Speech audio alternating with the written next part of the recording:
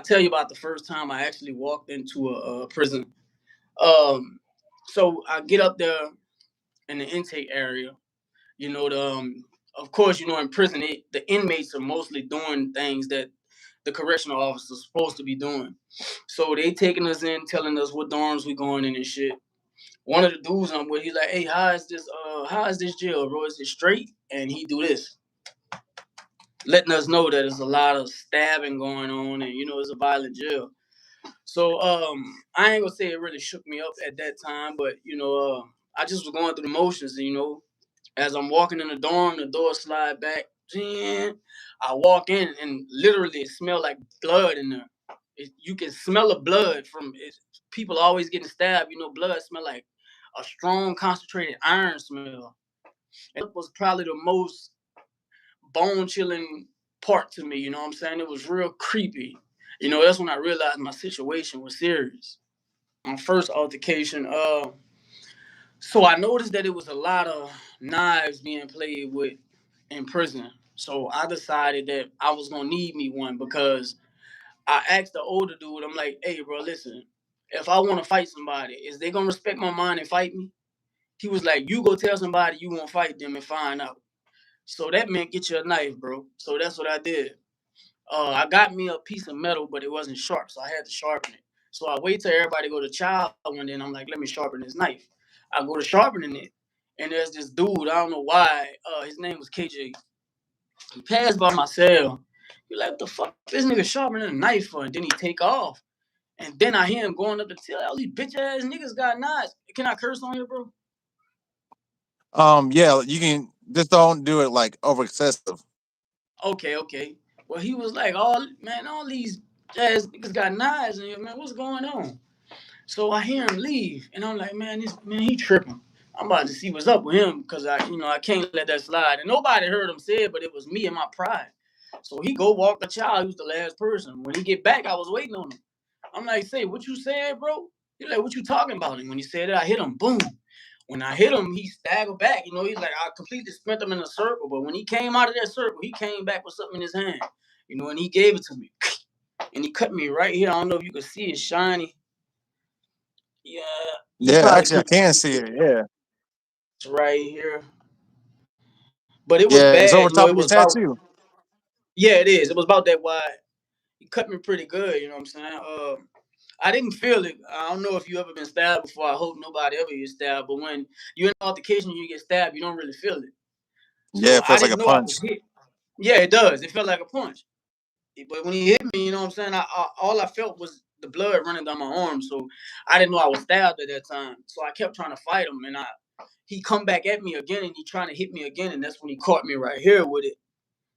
Can't see it too well, but he cut my finger open too, so it was wide open. When I do this, I can see my.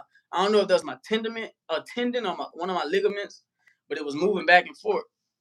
And that's when, what I'm saying, I had to get off him. And he was coming at me and I was bagging up. I had to keep my body to him, you know what I'm saying, so I can make sure he don't run up on me. But that was So, my first altercation right there.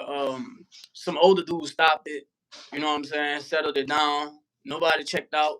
Me and him actually ended up getting cool. I had a real big name. Um, I was getting drugs, and I was just a man to see. So I ended up befriending this guy. And how I befriended him, he was actually a user at first. He was a junkie. He would come to me like, "Say, bro, I'm sick. Can I get something? I'm gonna send you the money later." And I end up telling his ass one day, I'm like, "Listen, bro, if you could shake this shit, you don't owe me nothing, bro. Shake that shit. Come get next to me." I don't know what made me do that. You know what I'm saying? But I did. And he shook it. He shook it, and we got real close. He was like my right hand man, and we just was getting money together for a long time. I'm talking about getting money. It's some money in prison. Yeah, we got a lot of money together, bro.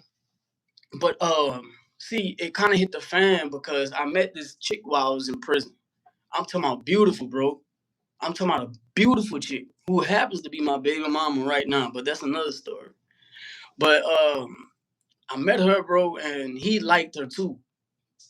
and I ended up getting her. And I didn't know that he was salty behind it. You know what I'm saying? I ended up going to lockdown because of a fight or something. You know what I'm saying? He was trying to talk to her every day, and she wouldn't talk to him. But I ended up coming back. After I came from lockdown, we planned to get this big ass $100,000 pack in jail. You know, I'm like, man, listen, bro, we're gonna do this, and you know, we're gonna run us up a big bag, which we did. I got the pack in jail. All right. When it came through though, you know, one of the other COs who wasn't in on it seen it. I pretty much had everybody on the compound except for like 2 or 3 people. And just so happened, one of them 2 or 3 people seen the handoff of me getting the pack, you know, and she alerted the warden and the assistant warden and shit. You know, this is on a Saturday, so they not here. She called them while they was at home. And, you know, I'm laying down on my phone and I get a text message like, they coming. And I look, I'm like, what the fuck? I'm like, who coming? And she was like, they coming. So I jump up. As soon as I get up, brother, it had a number of police in the dorm. You know what I'm saying? I ain't have time. I just had to get rid of what I had on me, you know, and everything else, it was just spread throughout the dorm. But I get locked up. Me and him, we the only 2 that get locked up. So my drugs stay on the compound. I'm in lockdown. They don't send me nothing, bro. They don't send my shit, nothing. All right. We do our little lockdown time. Of course, they see that they heard that we had got a big ass pack in jail. So they not gonna let us back on the compound. They send us to a different jail. We get to that jail, you know. I'm not understanding what's going on with my boy, but people coming back telling me like, man, he telling everybody that you told on him. I'm like, told on him about what? They were like, I don't know. I'm like, how I'm gonna tell about my shit? This is my drugs. You know what I'm saying? So I confronted him about it. He was like, man, I ain't gonna lie, I did tell somebody, but I'm sorry. I ain't mean it. So, you know, I couldn't be back cool with him because of that. All right, whatever. Another dude that I was locked up with, you know, that I was locked in with, he ended up getting shipped to the same jail that me and my boy got shipped to. Now, when he get there, him and my boy, they click tight like this. I don't know what's going on. I'm like, damn, them niggas ain't hollering at me, but you know, and they got my drugs, so I confront dude like, what happened to all my drugs, bro? Like, where my shit at? He tell me like, man, we sent it to your boy. I'm like, damn, why he ain't give me nothing, you know what I'm saying? So, all right, fuck all that. I'm cleaning up one day, you know, I ended up being like a trustee, like a whatever you want to call. I don't know what they call it other places, but we call it Class A trustees, where they got like a ton of freedom, bro. Yeah, working man. Yeah. Okay, that's what they call it. Where you from, working man? Yeah, basically, yeah. Yeah, I was a Class A trustee. I had a lot of pull, but everywhere I go, you know what I'm saying, I was good with women. Now, I'm not saying I'm the best looking guy in the world, but I knew how to talk to women and make them feel good so I could get them to do whatever the fuck I wanted. But I had the women on my team, and the women ran this jail, of course. And one day, this guy asked me, the guy that got shipped last, you know, the one that says he sent my pack to my partner, he tell me, he like, say, bro, can you get me out so I can come work? I'm tired of sitting in this cell. So I holler at one of the females I'm cool with. I get them out. Now, I didn't know at this time that my partner had already put a bug in his ear to come at me. I didn't know none of this at the time. So all this was the play that I didn't know about. But I got him out. You know what I'm saying? I was a victim of my own demise. Like, I did it to myself. I got him out of his cell. I set myself up. You know what I'm saying? Come work Thank you with for that, me. Jenny. He came in the same building as me. You know what I'm saying? And while I'm working, I'm cleaning up. I walk past this nigga. You know, I'm skipping a lot of parts. I'm just trying to get to it. I No, you walk good. past. Yeah, we good. I walk past this nigga, and as I'm walking past him, he sneak me. Boom. I'm like, what the fuck? So I turn around, and I couldn't believe he hit me. So I get on his ass right there, bro. I get on his ass, and I'm drilling his ass. I'm fucking him up. But I'm noticed as I'm kicking his ass, bro, he is getting more and more aggressive. Ain't no way I'm beating your ass this bad, and you still think you can win. You know what I'm saying? I didn't notice that I was getting stabbed, bro. I had like over 27 stab wounds. Way over 27 stab wounds. I didn't know I was getting hit though. But we ended up tangled up some type of way. You know what I'm saying? And he wiggled his arm loose and he hit me right here. I felt like he punched me. But when he pulled the knife out my eye, I seen a line of blood go with it. That's when I knew he was stabbing me. I'm like, this nigga stabbing me, bro. So, I got to fight him a little different now. I got to stop just trying to, you know what I'm saying, go at his chin, and I got to try to intercept these knives, you know what I'm saying? But I ended up getting one of them, and we ended up fighting with it like that until the people broke us up. But I had some stab wounds like a few inches from my spine, all over my head. I was stabbed up. A few in my face, my arms. Yeah, I was hit up pretty bad, bro. You know what I'm saying? I thank God that it wasn't no real long blades, you know what I'm saying? He probably would have finished me right there, I almost died, you know what I'm saying? I don't know if I should have told that part, that's why I didn't tell it, but I almost died during that altercation. I'm gonna tell you what's so crazy about that, bro. People don't realize how much the things you go through in jail carry over into your everyday life once you get out. I still carry that with me, and I have trust issues even with my girlfriend in our relationship because of what I went through with people. You know what I'm saying? It still fucks with me. People don't even understand that. You know what I'm saying? Bro, I was just telling my girlfriend the other day about how I get depressed out of nowhere sometimes. I don't know why. She like, you need to go to therapy because you still carrying the weight of what you went through in jail. You know what I'm saying? Losing people. I lost half of my family, bro. You know what I'm saying? All I got is my kids, bro.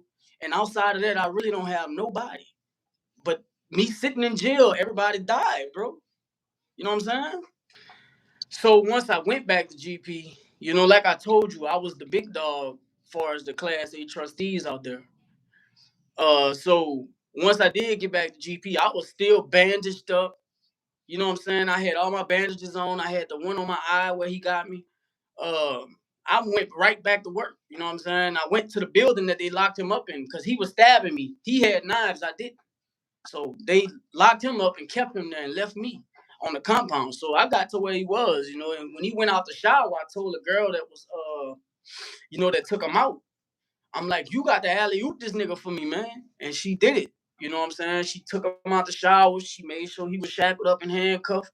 She walked off for a split second, you know what I'm saying? I crept up behind him, and I got some get back, but it wasn't to my liking. I didn't stab him up. You know what I'm saying? I beat his ass, but I didn't stab him. I was pretty close to going home when I got stabbed up. I did have one after that. It was with the guy that set it up for me to get stabbed, and he stabbed me too. We stabbed each other. You know what I'm saying? And I'm gonna tell you what's so crazy about that, bro. Me and this guy got into it, you know what I'm saying? Stabbed each other. He cut me across my chest with a fucking a box cutter, you know what I'm saying? Left nice little cut. You could hardly see it on me. But he left a little cut on me with that bitch. I'm gonna tell you what's crazy about that though. I've been home like maybe walking up on 3 years. I've been home. Since I've been home, he called me. I sent him money. I still talk to him. And that's the crazy part about all that, you know what I'm saying? But some people hearts just set up different, you know what I'm saying? I don't know why I do it. I just do it, bro. I can't answer why. You know what I'm After saying? all that, after We all that, After all that, bro, we been through a lot though, you know what I'm saying? I protected him. He protected me when I needed him. It was just a whole lot, bro. It was a lot. As yeah, far as not when he come home, could I trust him and be around him? Probably not. You know what I'm saying? But I will figure at least I was there for him when he called for me or something, you know what I'm saying? I feel like I was doing God's work. I don't know, bro. So it got these 3 high racks in Louisiana. Like they put them against the wall. It's one rack on the floor, one rack in the middle, and one rack way in the sky. I seen a nigga lay up in the top of the very top rack, get high by himself, trying to be greedy, don't want to share with his junkie partners. Being greedy, get high, get down, fill his cup up with water, get back up there and say, man, I'm going for a swim, and dive down there. and fucked himself up, bro. Tried to dive into a cup of water. That's some crazy shit. That's the craziest shit I seen, bro. So like when you say a triple rack, you mean like kind of like a bunk bed, but instead of It, two, it's got three. There's another one on top. correct, correct. It's a bunk bed with an extra rack. So he jumped off of that into a cup of water. He Well, tried to jump into a cup of water, bro. dang. And just to let everybody know, those floors are concrete. Yeah, Like, yeah. solid concrete. I seen a dude kill another dude. He stabbed him to death, killed him. I seen that. I don't really know how these two ended up even getting into it. I know it wasn't serious enough to kill him. But these two, they was always playing with each other. Was the crazy part. I thought they was cool, bro. This guy that died was actually from Miami. He came here on vacation and ended up doing a little time. Him and the other dude was cool, but I'm gonna speak from what I know, bro. Some people in Louisiana, it's hard to trust them, bro. You know what I'm saying? Everybody in Louisiana don't have good intentions. But they was cool, but from the outside looking in, you can tell that he was using the dude from Miami. You know what I'm saying? The dude made big store and shit. He was eating all this shit. He'll get whatever he wanted from him. So I really don't know what they got into it about, but I know they was into it. They ended up fighting. Dude from Miami kind of got with him, like, got on his ass. And a knife ended up coming out, and he against the wall, the dude from Miami against the wall because he see the knife and he trying to, what I'm saying, get dude to chill the fuck out. And dude steady coming at him with it. He ended up cutting him with it right across his neck. And the blood started gushing out. I didn't know he was about to die. I knew it was bad because I seen that fucking blood shooting out his neck like a water fountain. You know what I'm saying? But I didn't know that it was his main artery that got cut, bro. But once it hit him, he was bleeding out and he looked up. He like, man, I'm gone, bro. You know what I'm saying? That was the last thing I heard him say, bro. Was, man, I'm gone. That's the last And thing he said. that's the last thing I heard him say. If anybody else was closer to him and heard him say something, I don't know. What I heard him say was, man, I'm gone, bro. That's sad. And Yeah, stuff like that happens every day over petty stuff. yeah. That's really sad. What kind of advice would you give to somebody that's just getting into prison? What kind of advice would you give to somebody like that? Somebody Well, young. I give him the same advice that the old schools gave me, bro. Mind your business. Don't gamble and don't mess with them boys, bro. Like if you a man, you stay a man, bro. Don't mess with another man. That get you in some shit. But you got to mind your business. If my jokes would have went a lot smoother if I would have just followed all them rules as one. You know what I'm saying? I felt like, okay, I can follow this rule, which is I'm not gonna mess with no boys because I'm a man. You know what I'm saying? But I'm gonna break the rest. Not, bro, just stay away from all that shit. People be saying all the time about the booty band and stuff. Did you guys have people like that up there? Oh yeah, bro. Oh my god. Oh my god, bro. Some of them, and the most scariest booty bandits is the ones that don't announce themselves as booty bandits. You know what I'm saying? It's the ones that sit in the dark, you know what I'm saying, and prey on the little weak ones. That's the scary ones, you know what I'm saying?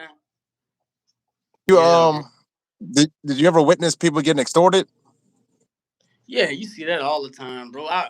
You know, um, like I told you before, I was able to, what I'm saying, be who I was in prison. I've been there before, you know what I'm saying? Want to be a bully, have people kicking out, and you know what I'm saying. But I've seen people get extorted on a whole nother level, like tie a nigga to a fucking rack and be like, call your people right now and tell them cash out you $300 or we about to fuck you up. Yeah, I seen that. Yeah, that's why I like to stress to people. You can go to prison and you can do everything right, mind your business and everything, but just because you look weak, you can still become Yeah, a target. that's It's true. it's random. Anything can happen. So the best advice is just to stay out of that place. 6 or 7 sons. Well, and I was cool with them because we all from the same area. I ended up getting around. one of her sons. You know what I'm saying? He started calling me a stepbrother, which we are stepbrothers, just not by law. Just by affiliation, you know what I'm saying? People were thinking I was blood because I'm hanging with the top dog. And when I tell you he the big dog, he the big dog. He can get like maybe fucking 30 bloods on the yard right now. Like, hey, y'all line up. You see him?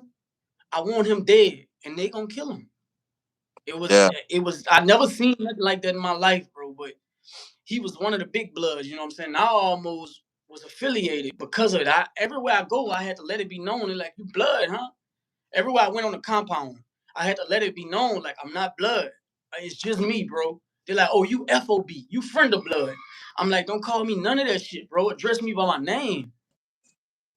Nah, getting drugs in prison is actually a challenge. That's a whole adventure.